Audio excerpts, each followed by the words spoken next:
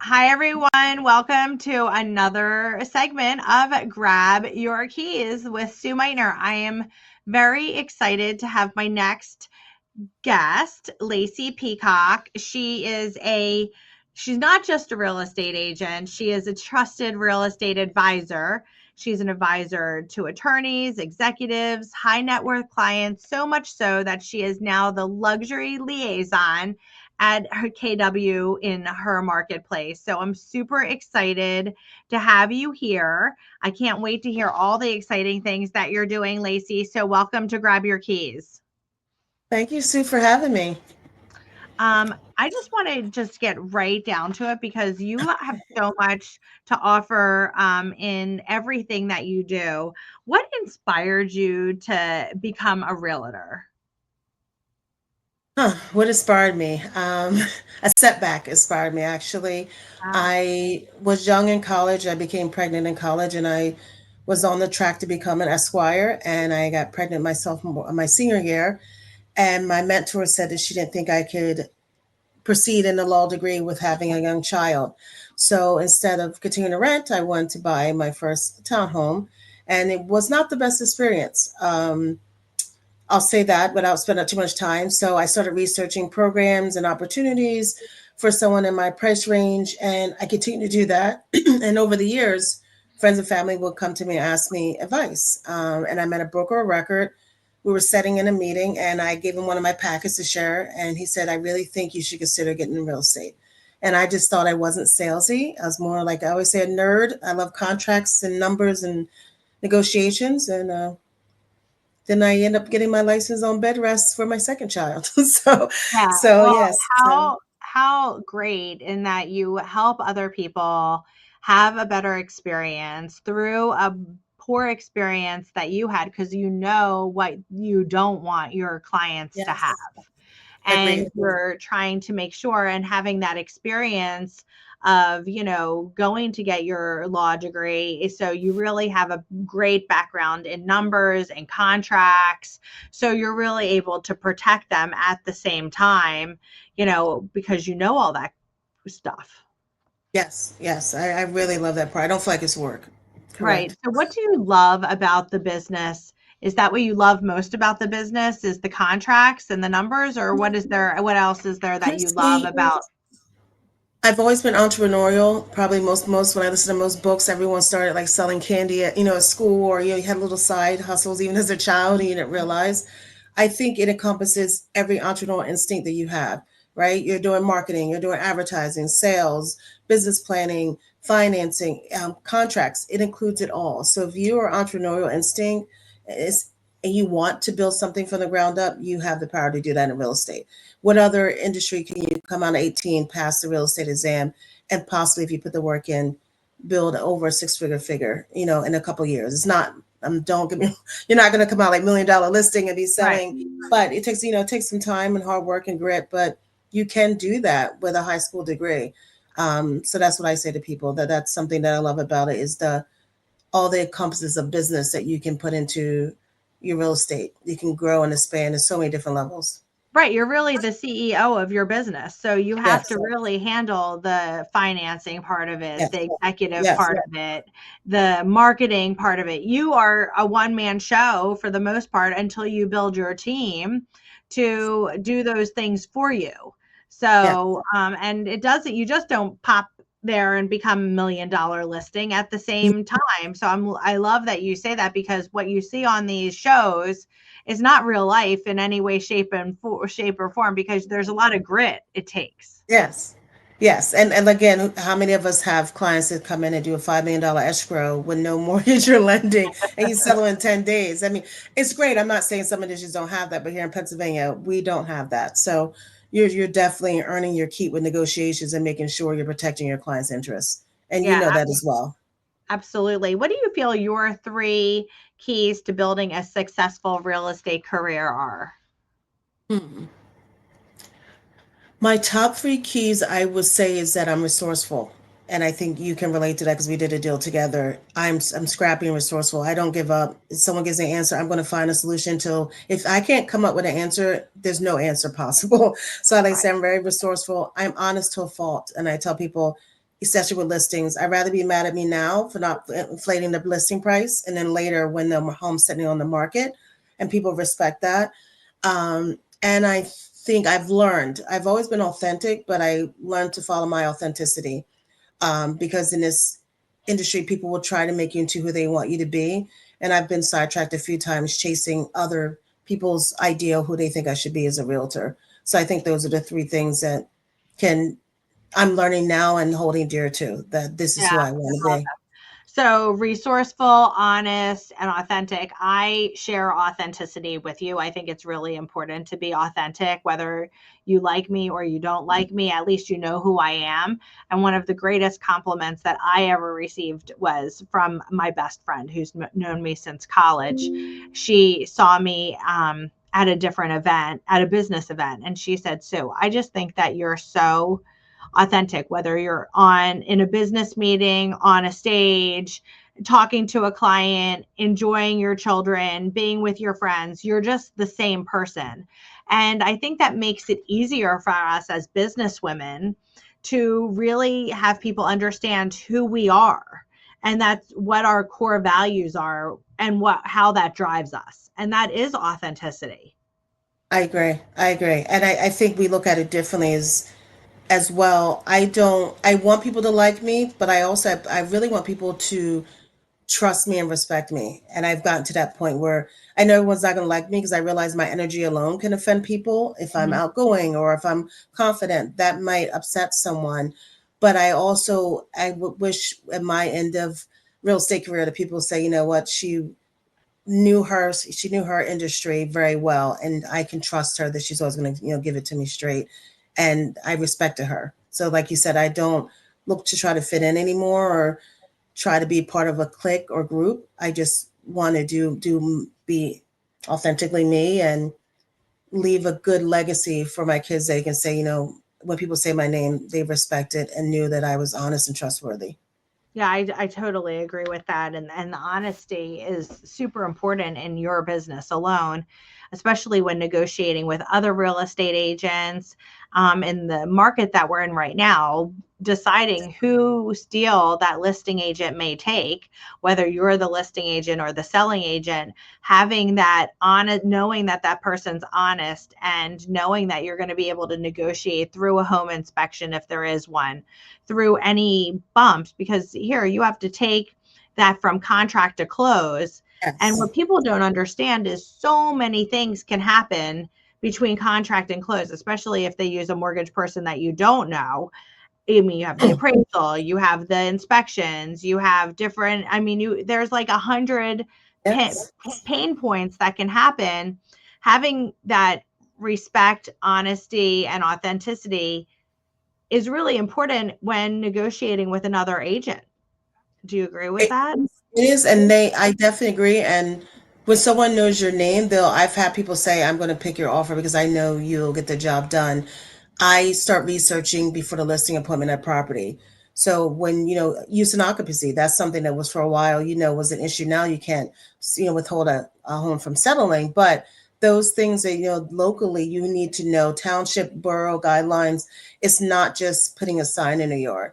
So I Right. find that these were a lot of liabilities come in, legalities start to happen when people are not educational learning base. And I think that's where it starts. You know what I mean? So just getting your license is one thing, but it takes time to perfect your craft. Like anything you do, we know that, we'll say we don't know the answers to everything, but I will definitely find the correct answer. And I've had my mortgage person call, and even my client called to make sure we're getting the same answer. Right? Have you called someone and they give you one answer, and then someone else Yeah. calls? No, no. I said no. Now I have that built into my systems that we're all three calling, using occupancy and making sure what are the requirements, prior to. And it could be something small, even having your numbers on your home 4x4. Like it's those details I think that makes a real estate advisor different from an agent. Because I feel like an agent is Absolutely. transactional, and you use the term as well. A real estate advisor is very much detailed and more about the relationship, and we're not transactional. So we do the things behind the scenes that you normally turn into liabilities later on, I feel. Yeah, absolutely. And that's also being resourceful, knowing Yes. through your experience all the different things that could happen and being resourceful on that so that you already are being proactive instead of Yes, reactive. very much so. Very much so. And most, I said it to newer agents. Most people don't realize that, even agents that are seasoned, because they get stuck in doing the same thing, same checklist. You have to be innovative. You constantly have to be learning and understanding. Even with AI, people are afraid of it. But I feel it doesn't replace you, it just enhances who you already are. And these are some things that we have to realize that, again, being your own CEO of your business, you have to wear multiple hats, and you can't just say, this is the way I've always done it, because that's not going to help you be the best agent. Because every year I say to myself, what can I do to be better? I'm my own competition. Every year I pull myself this right now in October to November, I'm peeling away everything and deciding what could I have done better and how am I going to be better. I'm not Right. worried about anyone else in my office or the numbers. I really am my own worst critic, which is not always a good thing as well. Do you know what I mean? As an agent, Absolutely. so Yeah. you think about, as agent, you have these checklists, but as an advisor, you really want to be the go-to resource, and it's not paid.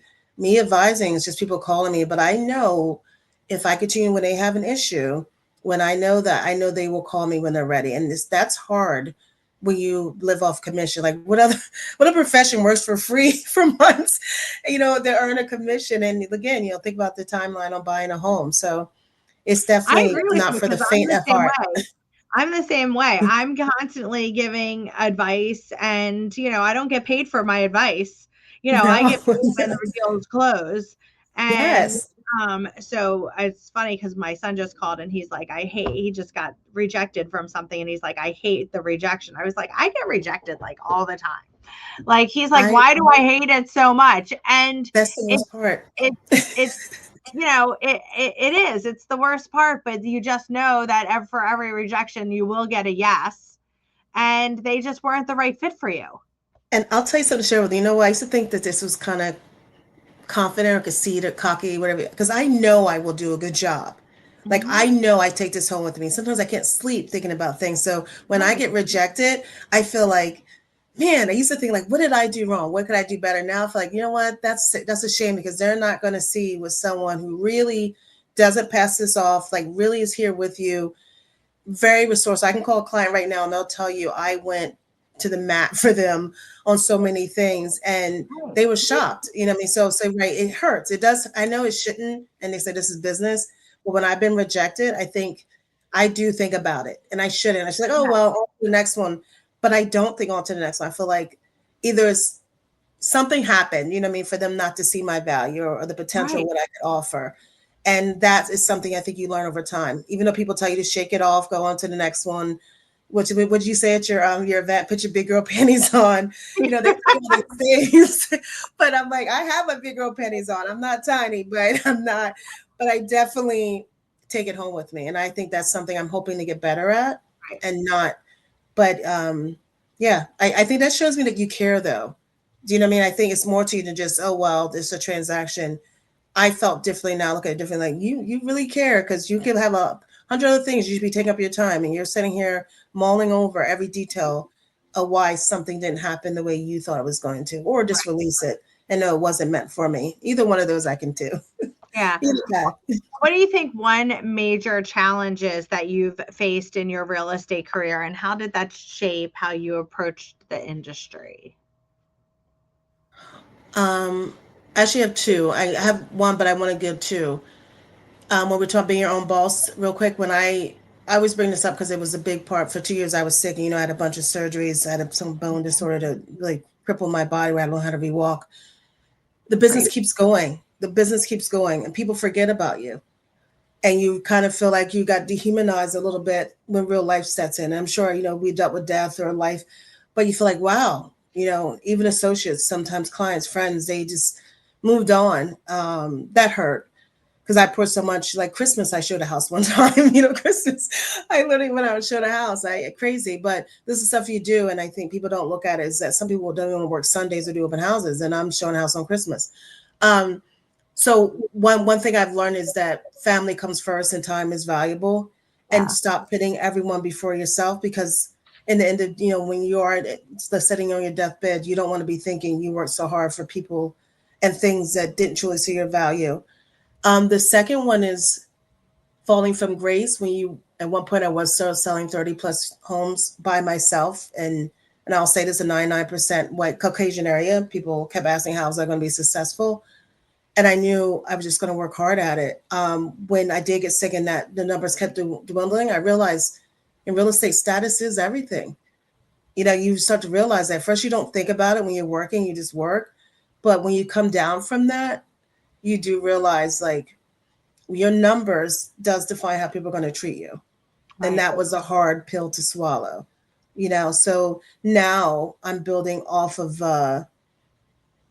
my vision, my way. And Gary Keller says, building light by your design. I'm working with people that saw the light in me when I was at my worst.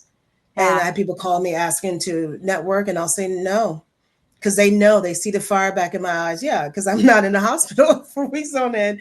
Now they see me doing things, and they want, you know, they want to be a part of it. And I think sometimes we forget when people needed that support, you know, Yeah. when you're in your darkest hours.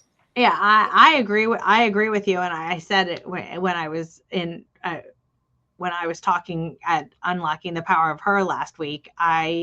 You have to be able to realize it's all within you and work with people. And I remember the people who were with me in my like crappy hours. Yes. And then the ones that even that telephone call saying, "Hey, I know you're not up and running yet, Yes.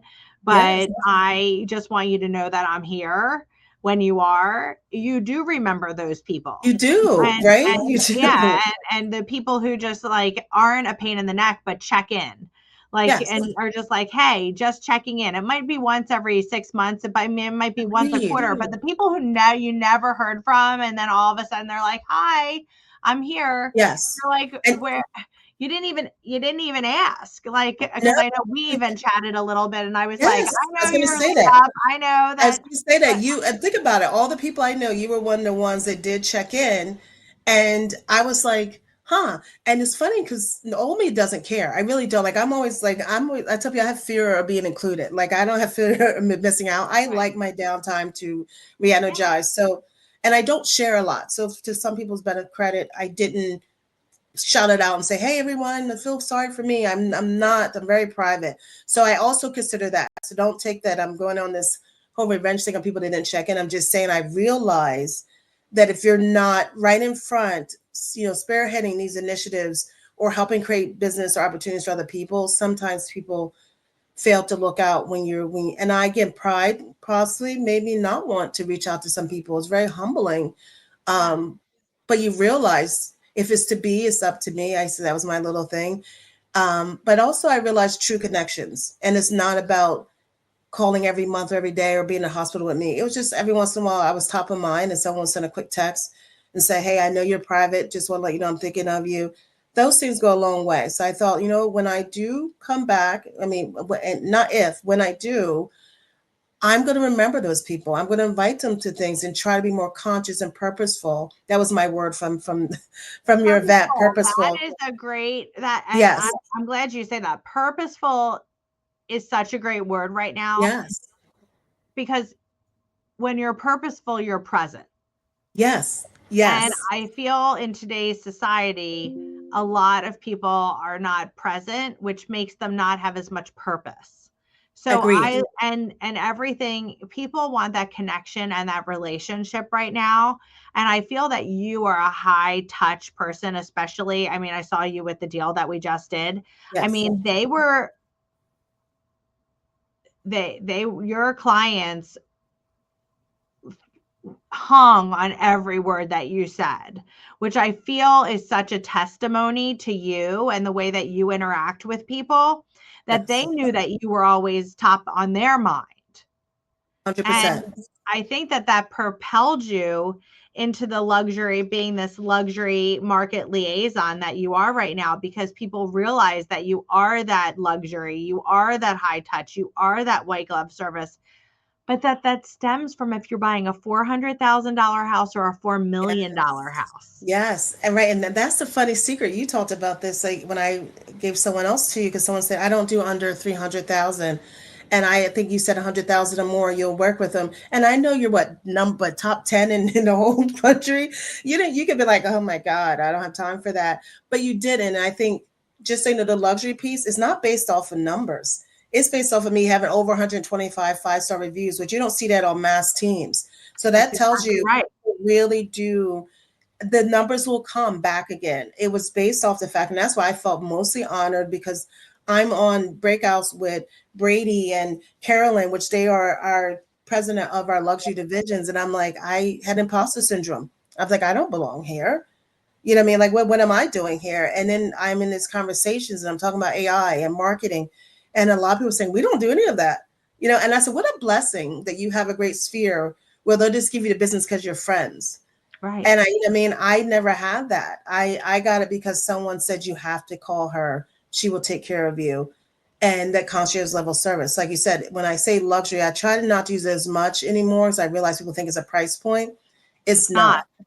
I'm going to do what I can to make sure because I knew what it felt like when I've had nothing and had to look for a home and the way someone treated me. And I've been okay. And then I've had nothing again. And I know how people have treated you when you walk into the room.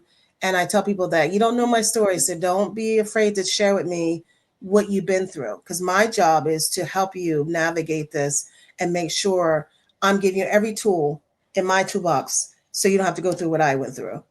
And I Yeah, and think people respect that. yeah, they do respect it and they love it.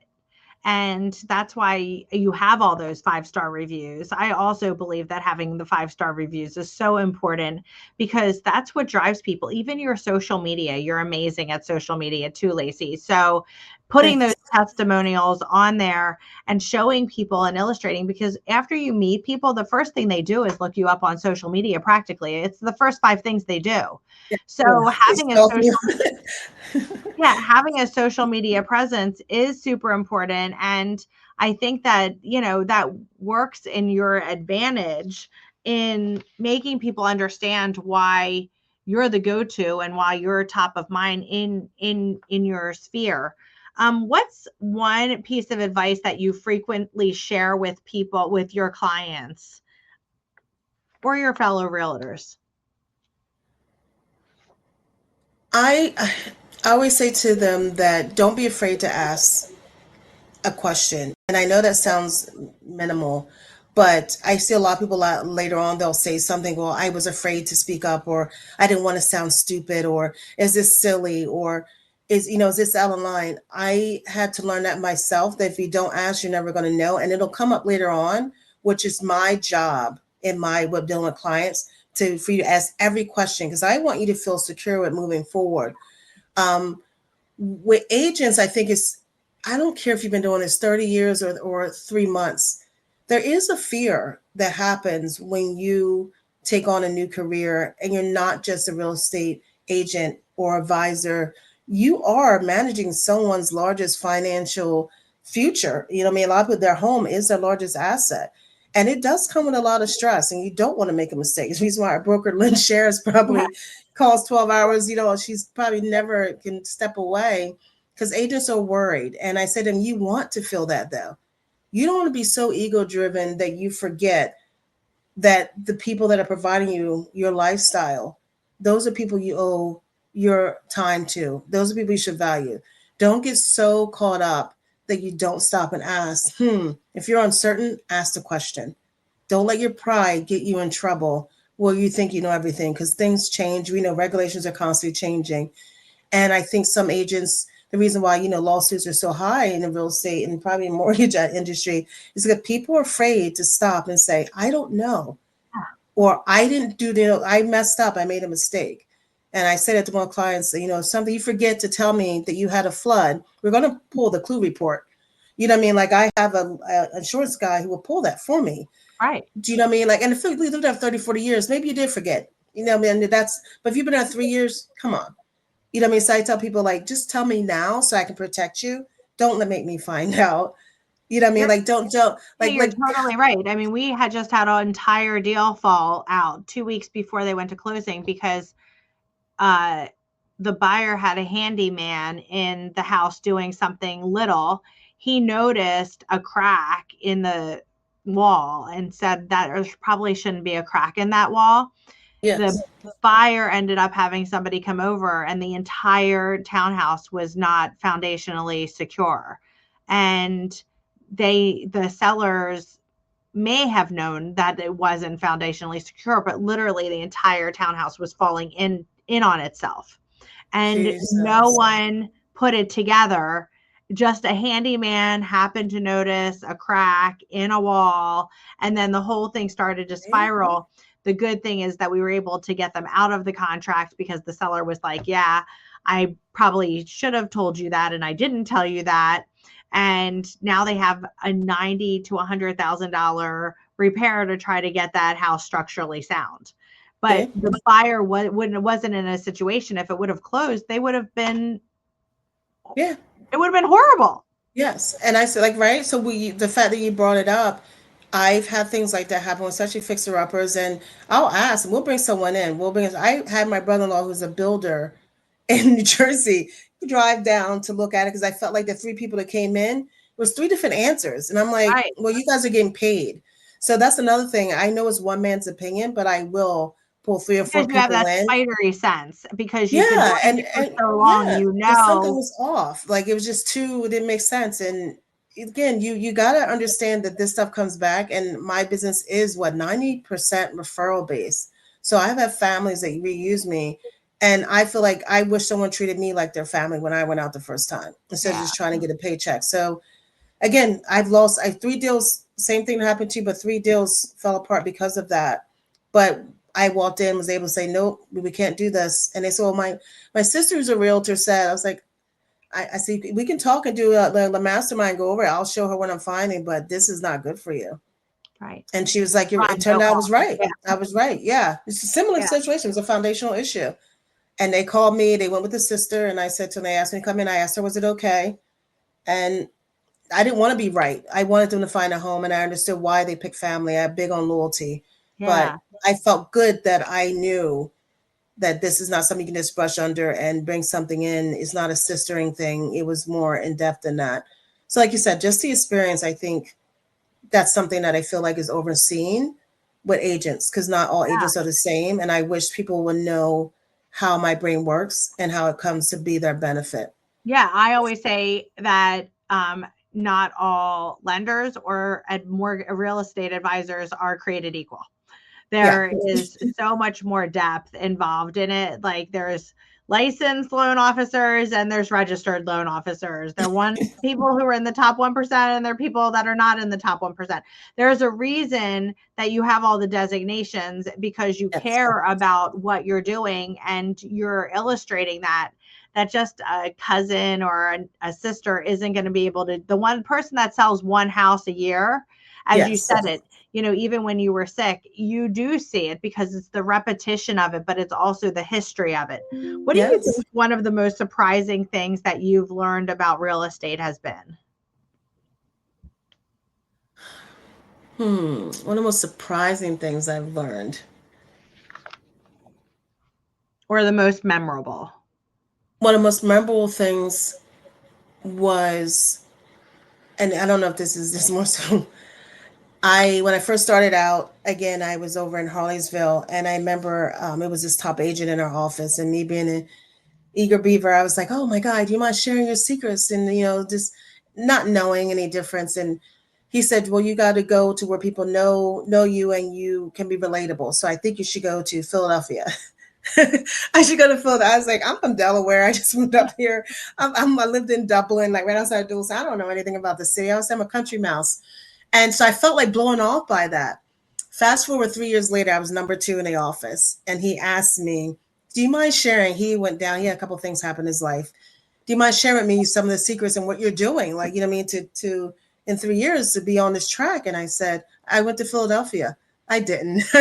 I know that's more memorable, but he didn't remember. And I felt bad because he did not remember that comment. But that was fuel for me to prove because everyone kept saying, well, now you can go to law school. The baby is 1 year old. And everyone was counting against me to be successful here because, realtors are a dime a dozen. And to have someone I thought at that point, wow, he's got it. He's number one. Y'all take it to coffee to treat me and dismiss me. I took it like personally. And when I Right. found out, what fueled me was negativity, and I let that go. So that was something memorable for me, that I felt like, what's the saying, that you may forget what people say, you may forget I what don't make people so you do, don't forget the you way forget how they people make you make you feel. feel. And I took it from there and said, wow, I carried that for years. And when I said something, he had no clue what I was talking about. From And I Maya said, never Angelou. again. Right. Yes. Yes. I said, never again will I do that, um, to myself or to someone else. See, I mean, because he had no clue what I was saying. And I Yeah, did sit down and meet that's with him such and help him. That's such a coincidence, though, because I also had a very similar thing happen to me early in my career. I was young, I was in my 20s, and I became number one in my office for 1 month. They would give, like, who was number one in your office for the month. And I was number one. And the top mortgage woman said, well, that was a 1 month wonder, under her breath. And I was like, in the back of my mind, and I thought to myself, you will never get that again. So the negativity fueled me. So it's so Yes. funny that that's a commonality in women, possibly, because that fueled my fire. Because I was Mm-hmm. like, how dismissive. Like, you think because I'm 25 years old that I was a 1 month wonder? Well, let me tell you, I'm going to work my butt off that you Yes. never rank above me ever again. Let me tell you, she never did. And but see, that's funny because you took that. And again, it was already there. You know what I mean? But Right. it was a cherry on top of Right. the way he said it. It was just like something about it. I was like, you like, wow, I can understand people that know me might be feeling it because they feel maybe they have more liberty to say, oh, I'm worried, or, that this is not, the structure you need having a young Yeah. family. But I just thought he was so nice to everyone else. I thought, wow, what made him say that to me? But you're right. But also I took back and said, I based off of something negative when I no longer want that to be the Right. fuel, and I continue to do that. But you're right. That's something you said surprised me. I've seen, and I'll say this: I used to confuse friends in my sector, because you spend a lot of time with real estate agents, as my real life friends, and I would share everything I was doing. But I realized not everyone is rooting for you. They want you to do well, just not better than them, and not everyone's rooting for you. And that bothered me because I never looked at anyone as my competition. I looked Right. at myself like, I'm going to do better, but I had to realize that. And that was a memorable moment, but also a surprise, is that you need to make these connections. You want to get to know people. You want to be able to help your fellow associate. But you also realize, when as you probably realize, once you start exceeding someone's expectations of you, their perception of you changes, and you get stuck in this rat race of trying to please everyone, and you don't want to shine, you don't want to get the award, you don't want people saying, oh, that must be nice, or who did you talk to get that, or you're friends with your broker, that's why you're successful, or you lost weight, now people want to use you. Because I've heard it all. Oh, you got that because you know what, because everyone feels bad because you're a minority, or you know what I mean, like all kinds of stuff I've heard, and I felt like, no, no, I'm not going to take that. I'm not going to internalize your, I would say, I hate to say, insecurities, because I feel a lot of people have those, and they show them in different ways. Like the little smart comments, like you said, that's a one hit wonder. Let's see if that lasts. Oh, you had a good month. Or how did you get that listing? Like you get all those comments, or how'd you find that client? Or it's Right. always something. And I always say, when my time is right, God will provide it. And I'm on a journey. And the things I was not blessed with, it's like a maze. That wall was put up for a reason. So Yeah. I've learned to feel like everything is in its own time. And when I do, doors are closed or I am rejected, which your son went through, which I feel bad for him, I know it's for a reason. That wasn't my path to go down. And the Right. more I start to tune into that, I realize my mindsets change.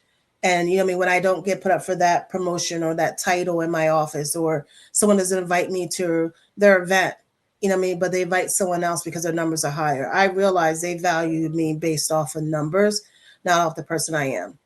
Yeah. So I think that's, You can only work on what you can control, yes, and that's what makes you be the best that you can be, with your authenticity, your honesty, yes, and your resourcefulness. Like, it all yes, comes back to those three traits. yes, And, hold. really holding true to yourself is what Yes. all those are, while also providing such an amazing advisor service to your clients and customers, which Yes. I And it's think is hard. so important. And you know, it's hard. It's hard to remain true to yourself when you get pulled in so many directions. But it takes work and you do it.